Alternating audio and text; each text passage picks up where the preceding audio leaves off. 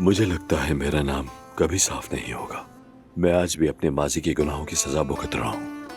मैं मानता हूँ कि मैंने बहुत सी गलतियां की हैं मेरी जान, मैं इनकार नहीं करता, लेकिन वो माजी की बातें हैं। छोटे अब्बास के साथ मुझे फिर से एक नए आगाज का मौका मिला है। चलिए, अच्छी बात है। आप बिल्कुल भी परेशान ना हो, बस आराम कीजिए। हम बाद में बात करेंगे, ठीक है?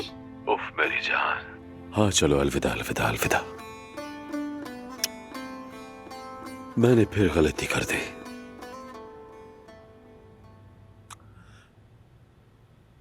हेलो फुरकान, क्या हाल है? सब ठीक तो है ना?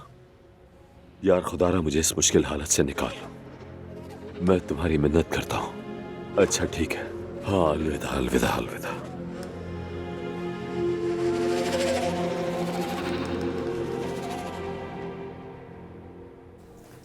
सिनान, मुझे खुशी है कि तुमने उसकी रिपोर्ट करवाई।